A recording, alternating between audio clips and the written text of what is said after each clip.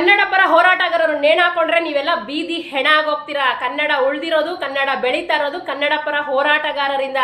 ನಮ್ಮ ಕನ್ನಡಿಗರ ವಿಜಯ ಸೇನೆಯಿಂದ ಪ್ರಧಾನ ಕಾರ್ಯದರ್ಶಿಯಾದ ಸುನಂದ ನಾನು ಹೇಳ್ತಾ ಇದ್ದೀನಿ. ಏನಮ್ಮ ತಾಯಿ ಸೋನು, ಕನ್ನಡ ಪರ ಹೋರಾಟಗಾರರು ಬಂದು ನಿಂಗೆ ಚಪ್ಪಲಿ ತಗೊಂಡು ಹೊಡೆದಿದ್ರಾ, ಪರ್ಕೆ ತಗೊಂಡು ಹೊಡೆದಿದ್ರಾ, ಇಲ್ಲ ನೀ ತಿನ್ನೋ ಅನ್ನ ಕಿತ್ಕೊಂಡಿದ್ರಾ? ಇವತ್ತು ಕನ್ನಡ ಪರ ಹೋರಾಟಗಾರರು ಇಲ್ಲ ಅಂದಿದ್ರೆ ವಲಸಿಗರು ನಿಮ್ಮನ್ನೆಲ್ಲ ಹೇಳಕ್ ಹೆಸರಿಲ್ದಂಗ್ ಮಾಡಿ ಒದ್ದು ಓಡಿಸ್ತಾ ಇದ್ರು. ಅವಾಗ ಸರಿ ಇರ್ತಾ ಇತ್ತು. ಕನ್ನಡ ಪರ ಹೋರಾಟಗಾರರು ಏನ್ ಮಾಡಿದ್ದಾರೆ ಅಂತ ಅವ್ರ ಬಗ್ಗೆ ಕೆಟ್ಟದಾಗ ಮಾತಾಡ್ತಾ ಇದೆಯಾ?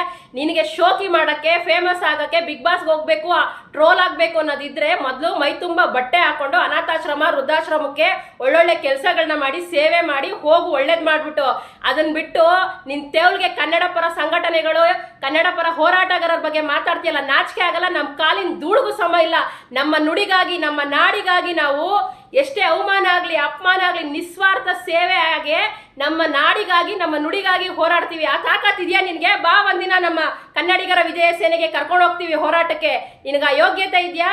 ನಮ್ಮ ಕನ್ನಡಿಗರ ವಿಜಯ ಸೇನೆಯಿಂದ ಎಚ್ಚರಿಕೆ ಕೊಡ್ತಾ ಇದ್ದೀನಿ. ನಮ್ಮ ಸಂಸ್ಥಾಪಕ ರಾಜ್ಯಾಧ್ಯಕ್ಷರು ವಿಜಯ್ ಕುಮಾರ್ ನೇತೃತ್ವದಲ್ಲಿ ಬಂದು ನೀನೇನಾದ್ರೂ ಕ್ಷಮೆ ಕೇಳಲಿಲ್ಲ ಅಂದ್ರೆ ನಿನಗೆ ಮಾಡಬೇಕಾಗಿರೋ ಶಿಕ್ಷೆ ಮೋಕ್ಷೆ ಮಾಡೇ ಮಾಡ್ತೀವಿ. ಎಲ್ಲ ಕನ್ನಡಿಗರನ್ನ, ಕನ್ನಡ ಪರ ಸಂಘಟನೆಗಳನ್ನ, ಕನ್ನಡ ಪರ ಹೋರಾಟಗಾರರನ್ನ ನೀನು ಕ್ಷಮೆ ಕೇಳಲೇಬೇಕು. ಇಲ್ಲ ಅಂದ್ರೆ ನಿನಗೆ ಗ್ರಾಚಾರ ಕಟ್ಟಿಟ್ಟ ಬುತ್ತಿ.